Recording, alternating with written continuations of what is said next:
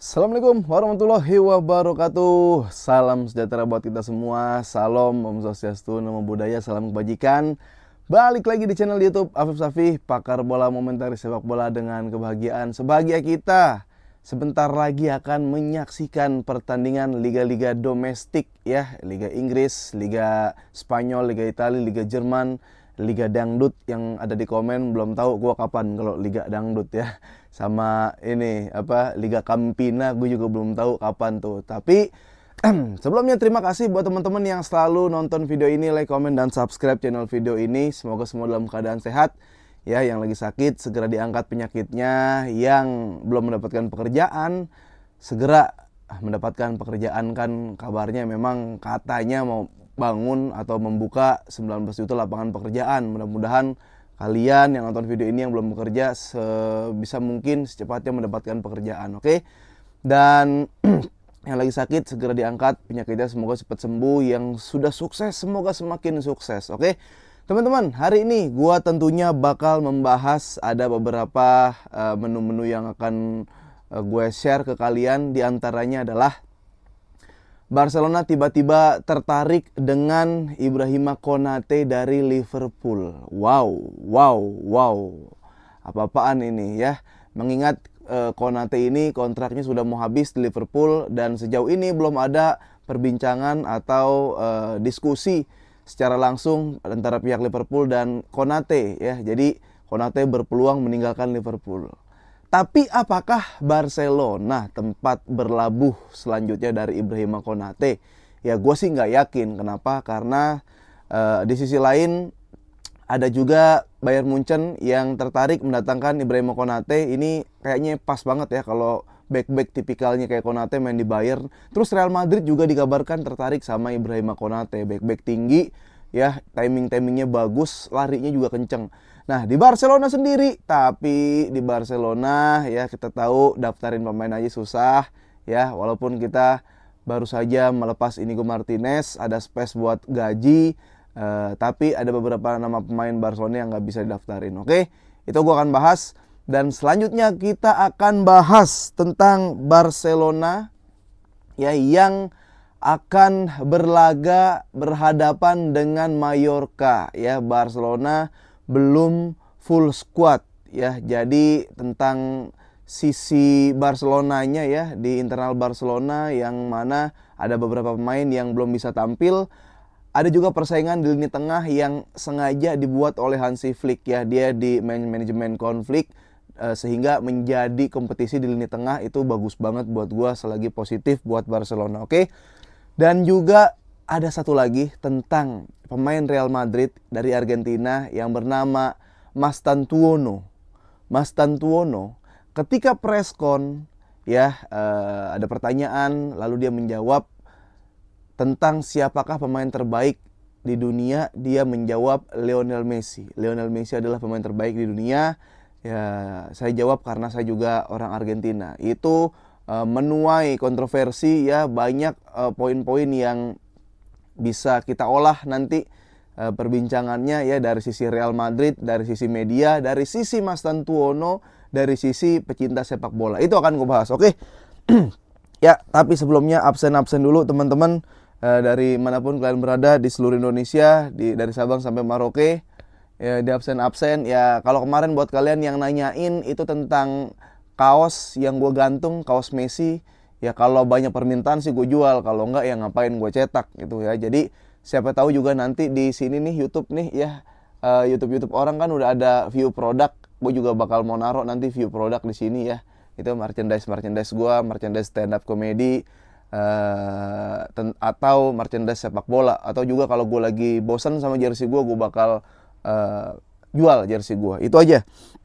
Oke, Barcelona dikabarkan mengincar Ibrahima Konate ya.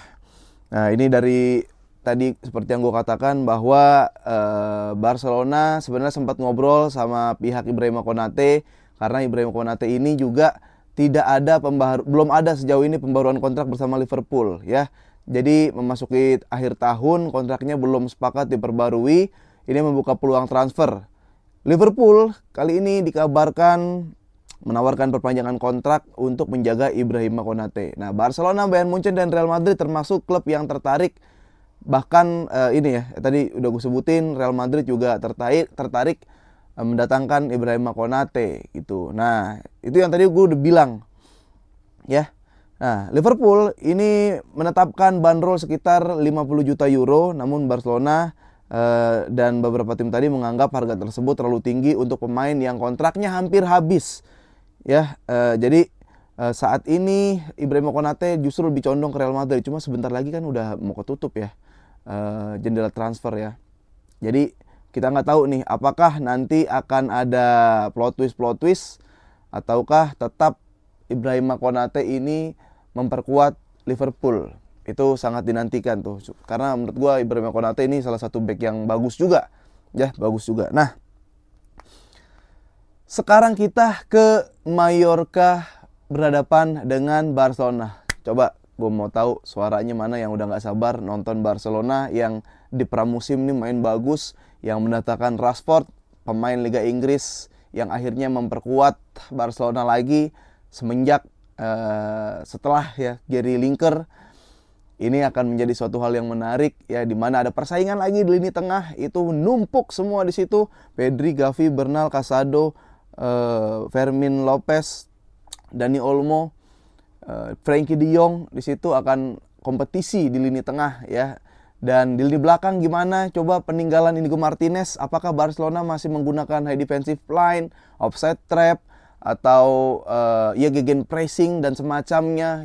Kita juga mau melihat bagaimana kepiawaian Joan Garcia ya di bawah Mistar, karena dia juga ternyata goal playing keeper.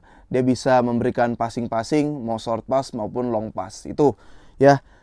Barcelona, kondisi terkininya adalah sejauh ini memang sudah ada beberapa pemain Barcelona yang bisa didaftarkan. Namun ya, dengan persetujuan La Liga bahwa menyatakan Ter Stegen ini absen 5 bulan, itu mengurangi di Spanyol sebenarnya nggak ada salary cap, tapi limit salary ya. Bagaimana itu menghitung limit salary ini adalah bukan kayak NBA gitu, kayak salary cap yang satu tim ini harus paling banyak gajinya 300 juta, terlebih dari situ nggak bisa kayak gitu. Dihitungnya adalah apakah pemasukan tim ini ya lebih banyak dengan pengeluaran kayak gitu, ataukah seimbang. Kalau seimbang itu masih bebas gitu. Bahkan kalau pemasukan tim lebih banyak itu lebih makin stabil dan boleh mendaftarkan banyak pemain dengan gaji yang besar gitu. Cuma kalau pengeluarannya ini lebih besar daripada pemasukan, kayak Barcelona pas era Bartomeu, pas Barcelona era Covid, itu jadinya kena tuh limit salary ya. Ini yang terjadi di Barcelona.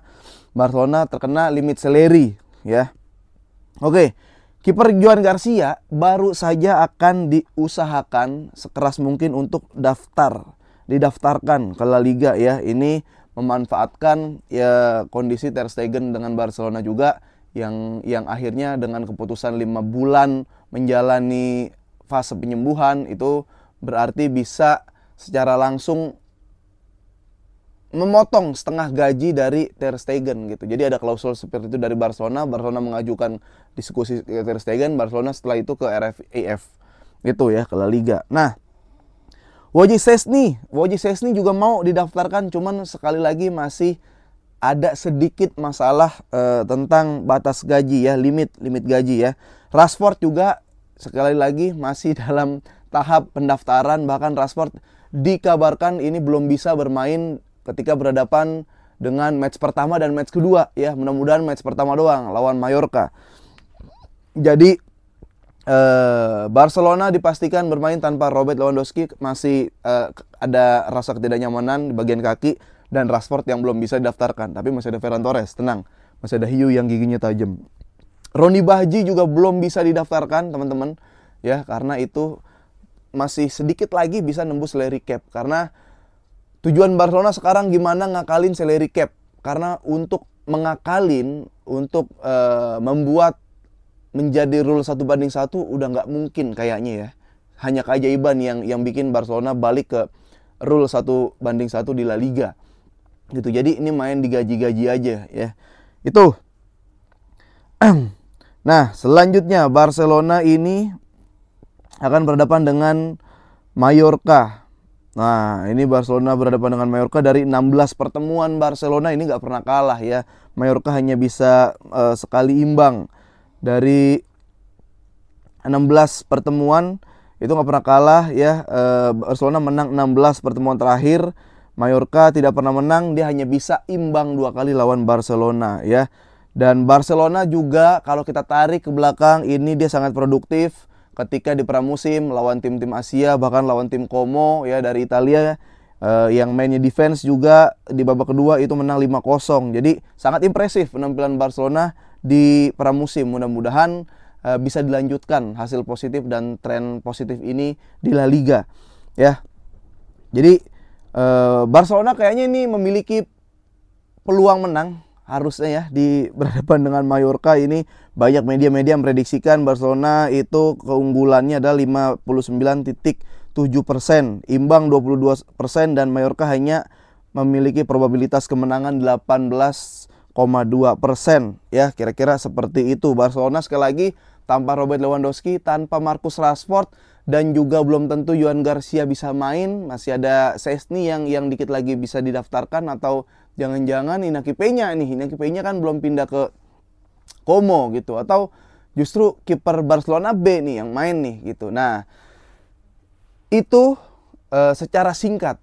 Tapi bagaimana secara teknis dan bagaimana penerapan strategi Hansi Flick ya. Gue yakin kalau Johan Garcia bisa masuk, Johan Garcia masuk. Sebelah kanan Konde yang kayaknya lagi ada masalah nih dalam hidupnya. Konde harus masih tetap bisa main. Kubarsi langsung main ya. Gue nggak tahu, kayaknya sih bakal Araujo yang turun. Tapi gue maunya sama Christensen. Sebelah kiri Balde lah. Balde kalau kalian perhatikan teman-teman, itu dari pramusim sampai lawan Como, dia itu kayak orang yang baru masuk lapangan lagi. Orang yang udah hilang. Sentuhannya hilang, passingnya hilang. Dia hanya bisa lari. Ya mudah-mudahan Balde dengan waktu yang sesingkat-singkatnya bisa balik ke Balde yang minimal kayak Balde tahun lalu lah, itu ya, di tengah. Nah, di lini tengah ini sangat kompetitif ya. Nama-nama gelandang Barcelona yang tadi bahkan Hansi Flick bilang saya akan membuat kompetisi di lini tengah, tapi di antara semua gelandang yang tidak tersentuh hanya Pedro González ya. Pedro González Lopez itu tidak tersentuh. Ya, jadi kalau mau rotasi pasti itu antara Frenkie de Jong, atau ada Marc Bernal, atau ada Gavi, atau ada siapa? Si Casado gitu kan. Karena Fermin ini dia bisa menjadi IMF, dan ketika ditaruh atau dipasang sebagai second striker ini bagus banget, dia bisa golin. Insting golnya lebih tajam dari Gavi lah. Itulah mana yang ngecengin gue kemarin, Gavi golin 2, Fermin juga golin 2. Tenang aja bro, kita lihat bro di 5 game atau di game-game tertentu siapa yang lebih berbicara bro ya. Bukan aku benci banget sama Gavi, enggak.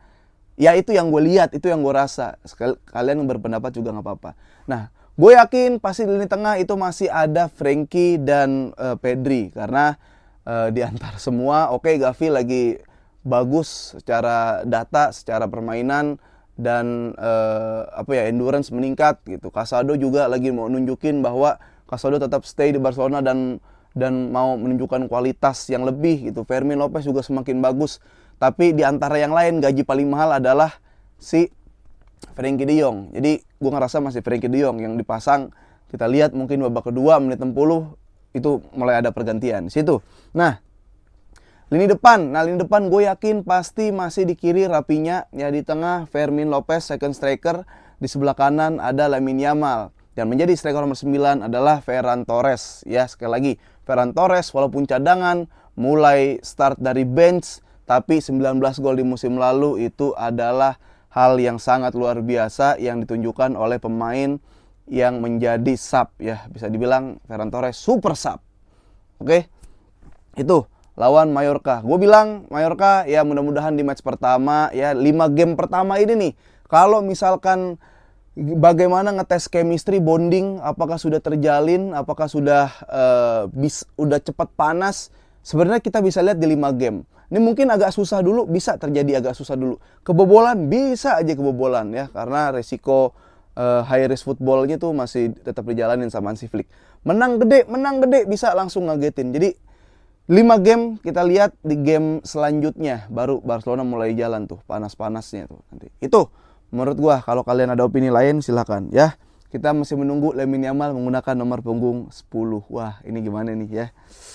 Mudah-mudahan jadi the next Messi ya. Beneran ada yang bisa the next Messi, karena kayak Bojan, Giovanni Dos Santos, siapa yang the next Messi mati semua, Halilovic mati semua, siapa lagi the next Messi itu ya.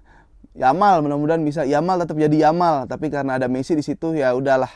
Tapi Yamal ya Yamal, Messi ya Messi menurut gua gitu. Oke, sekarang kita ke Real Madrid ya. Ada pemain baru Real Madrid dari Argentina, yang mana ketika dipilih juga Messi disuruh pilih salah satu antara Mastantuono atau Lamine Yamal. Messi memilih Mastantuono karena Argentina gitu. Tapi ya pilihan Messi juga kadang nggak, ya oke subjektif gitu. Cuma ini something bro. Mastantuono nih, gue lebih deg-degan ketika aliran-aliran sirkulasi sepak bola skema Eropa ya dibikin kontras sama Amerika Latin. Karena gini, secepat-cepatnya, setinggi-tingginya IQ football Barcelona misalkan, ya ketemu sama-sama Eropa, terus mainnya yang satu cuman beda warna, yang satu bertahan, ya satu low block gitu. Itu masih bisa ditembus sama Barcelona. Tapi kalau lu datengin orang-orang kayak Argentina yang militansinya luar biasa, ya dalam bermain, ya gue ngeri deh sebenarnya deh, ya. Oke, kita bahas kasusnya dulu. Kita bahas bukan kasus, kita bahas fenomena Mastantuono ya. Mastantuono dibeli dengan Real Madrid. Setelah dia preskon, dia mengatakan bahwa pemain terbaik di dunia menurut saya adalah Lionel Messi. Ya, gue nggak tahu apakah itu haram hukumnya mengucap itu di Real Madrid. Walaupun ya ini benar menurut gue, tapi ini pasti banyak menimbulkan persepsi entah publik, Real Madrid, bahkan para fans sepak bola.